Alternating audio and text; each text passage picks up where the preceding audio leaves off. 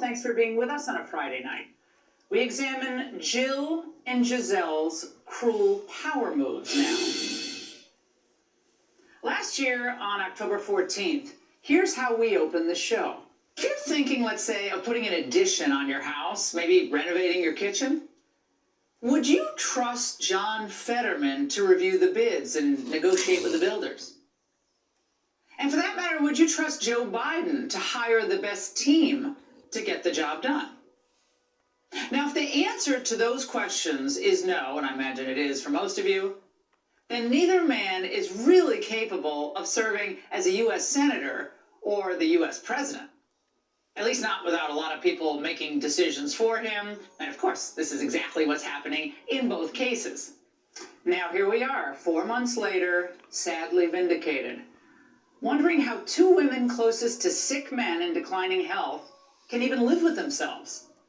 Both Jill Biden and Gisele Fetterman know better than anyone how unfit to serve their husbands are. Now, as bad as both men have looked and sounded at various times to the rest of us, imagine how bad they are behind closed doors. But, of course, these women lie to themselves, and then they lie to us.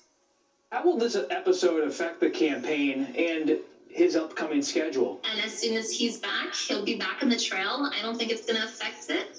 The president's campaign this week released an ad just really attacking your husband's cognitive abilities. It's ridiculous. I mean, Joe's on the phone every single minute of the day.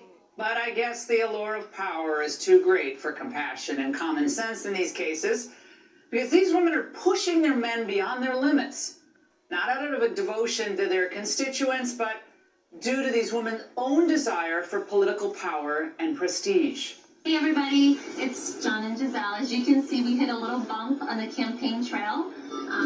It was on Friday. I just wasn't feeling very well, so I decided, you know what, I need to get checked out, so I went to the hospital. You get checked out, because I was right, as always. Well, 1 week after spending 3 days in the hospital for a separate health issue, the Pennsylvania senator had again checked himself into Walter Reed. Now, while a lot of details aren't there yet, the media quickly moved to minimize the medical developments themselves. They need to get them all out of there, out of office. John